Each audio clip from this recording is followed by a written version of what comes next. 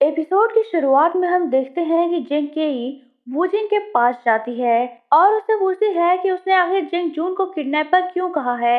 इस पर सरफिरी वूजिन बहुत रिलैक्स होकर उसे जवाब देती है कि उसे जब उसके सेक्रेटरी ने किडनैप किया था तो उसने विंडो के पास एक और बंदे की परछाई देखी थी, इसलिए उसे लगता है कि उसकी किडनैपिंग में दो बंदे शामिल थे। और जबकि पुलिस को मेरे कमरे के बाहर जेंग जून के फिंगरप्रिंट्स मिले हैं, तो मुझे पूरा यकीन है कि दूसरा किडनैपर जेंग जून ही था। उसकी इस बात पर जेंग केई उसे समझाती है और उसे कन्विंस करने की कोशिश करती है कि जेंग जून ने ऐसा नहीं किया है, उसे कोई गलतफहमी हुई है। पर वूजिंग उसकी कोई भी बात सुनने के लिए तैयार नहीं होती और अपनी ही बात पर अड़ी रहती है। तो जेंग केई हार थक कर वापस अपने कमरे में आ जाती है। तभी वहाँ पिंगरैन आती है और जेंग केई को उसे की दी हुई रिकॉर्डिंग सुनाती है, जिसमें वूजिंग की बातों के बाद येरन की भी बातें रिकॉर्ड हुई होती हैं। येरन वूजिंग से कहता है कि मुझे पता है कि तुम प्रेग्नेंट नहीं हो, तुम बस मुझे फंसाने की कोशिश कर रही हो। इस पर वूजिंग कहती है कि हाँ, मैं प्रेग्नेंट नहीं हूँ, पर अगर तुम मुझसे शादी नहीं करोगे तो मैं तुम्हें बर्बाद कर दूंगी, तुम्हारा करियर, तुम्हारा रेपुटेशन सब खत्म कर दूंगी। पिंगरैन जेंग केई को ये रिकॉर्डिंग सुनाकर उसे बताती है कि वूजिंग को किसी ने किडनैप नहीं किया था, बल्कि किडनैपिंग का सारा ड्रामा उसने खुद ही क्रिएट किया था। पिंगरैन जेंग केई के स्वेटर में एक कैमरा फिट करके उसे रिकॉर्डिंग डिवाइस देकर वूजिंग को एक्सपोज करने के लिए कहती है। वो कहती है कि जेंग जून को अब बस तुम ही बचा सकती हो। इस पर जेंग केई दोबारा से वूजिंग के पास जाती है और उसे रिकॉर्डिंग डिवाइस प्ले करके सारी बातें सुनाती है, जिस पर वूजिंग घबरा जाती है और जेंग केई को मारकर उसे रिकॉर्डिंग डिवाइस छीनने की कोशिश करती है। उसका ये सारा कारनामा सभी लाइव देख रहे होते हैं, जिस पर असिस्टेंट पुलिस ऑफिसर तुरंत आकर वूजिंग को अरेस्ट कर लेते हैं। इसके बाद जेंग जून को रिलीज कर दिया जाता है। जेंग केई उसे लेने पुलिस स्टेशन पहुंचती है। जेंग केई इमोशनल होकर जेंग जून को किस करती है, जिस पर जेंग जून शॉक्ड हो जाता है। वो भी जेंग केई को अब पसंद करने लगा था। जेंग केई घर आती है और अपने स्टूपिड बिहेवियर पर काफी एम्बैरेस फील करती है, पर इधर जेंग जून काफी खुश नजर आता है। फिर नेक्स्ट मॉर्निंग दोनों अपने अपने काम के लिए जा रहे होते हैं और वो दोनों ही एक दूसरे से ऐसा प्रिटेंड करते हैं जैसे कुछ हुआ ही ना हो। जेंग जून मार्शल आर्ट क्लब जाता है तो वहाँ दू साजिया ने सभी स्टूडेंट्स को छुट्टी दे रखी होती है। फिर जेंग जून के वहाँ पहुँचते ही वो अपनी छिछोरी हरकतें शुरू कर देती है, पर जेंग जून पर उसका कोई असर नहीं होता और वो उल्टा उसे खरी खरी सुनाकर वहाँ से बाहर चला जाता है। रास्ते में वो जेंग केई को प्रपोज करने का तरीका सोच रहा होता है, तभी उसे येरेन का फोटो खींचकर भागता हुआ एक रिपोर्टर मिलता है, जिसे पकड़ने के लिए येरेन भी उसके पीछे आ रहा होता है। जेंग जून उसे अपनी मार्शल आर्ट का यूज करके पकड़ लेता है। येरेन उसे देखकर खुश हो जाता है। वो उसका कैमरा देखता है तो उसमें कुछ नहीं होता, इस पर वो उसे जाने देता है। उसके जाने के बाद जेंग जून के दिमाग में एक आइडिया आता है और वो येरेन से जेंग केई को प्रपोज करने के बारे में सजेशन लेने की सोचता है। वो एक रेस्टोरेंट में जाकर उसे सारी बातें बताता है। इधर जेंग केई जैसे ही ऑफिस से बाहर निकलती है, एक बंदा उसका पीछा करने लगता है। जैसे तैसे छुप छुपाकर वो घर पहुंचती है और जेंग जून को ढूंढती है, पर जेंग जून अभी तक घर नहीं आया होता।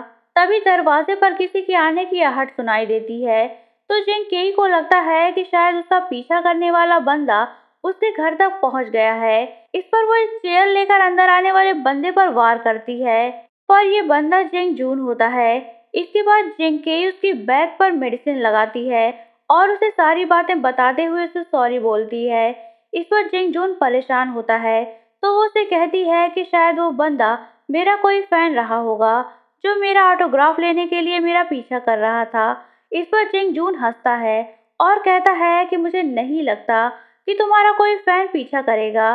जेंग जून की इस बात पर जेंग केई कहती है कि मेरे फैन मेरा पीछा क्यों नहीं कर सकते, आखिर मैं एक न्यूज एंकर सेलेक्ट की गई हूँ, लोग मुझे पसंद करते हैं, इसलिए वो मेरे पीछे आ रहे हैं।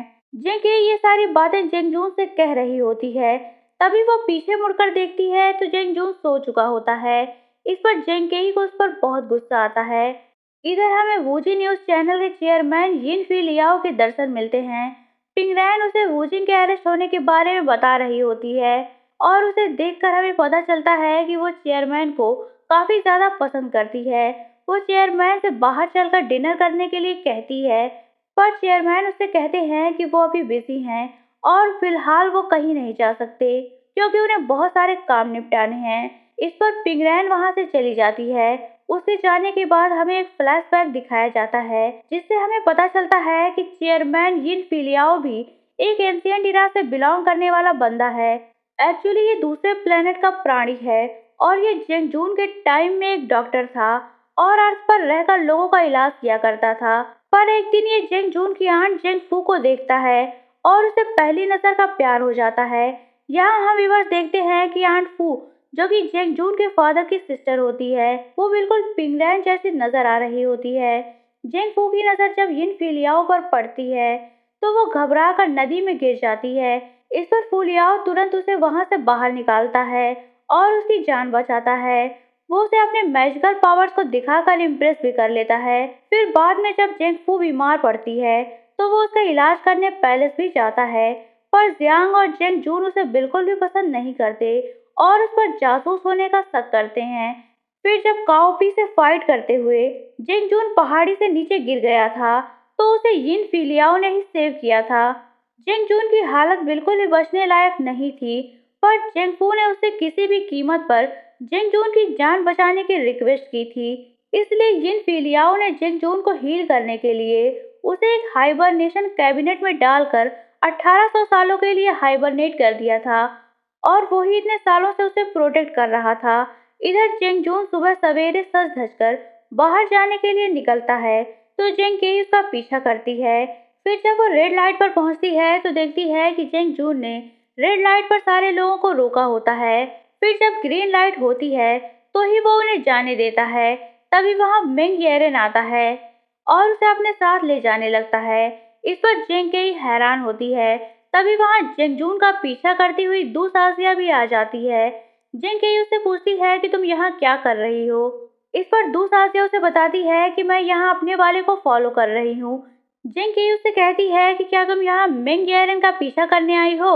इस पर दू साजिया उसे बताती है कि वो अब मेंग येरेन की फैन नहीं है, वो तो वहाँ जेंग जून का पीछा कर रही है। इसके बाद येरेन जेंग जून को लेकर एक महंगे हेयर सैलून में जाता है तो उसके पीछे जेंग केई और दू साजिया भी वहां जाती हैं और अंदर जाकर उन पर नजर रखने के लिए अपने अपने बालों की भी मरम्मत करवा लेती हैं। फिर येरेन जेंग जून को लेकर एक बुटीक में जाता है। जेंग जून वहां कई तरह के सूट ट्राई करता है।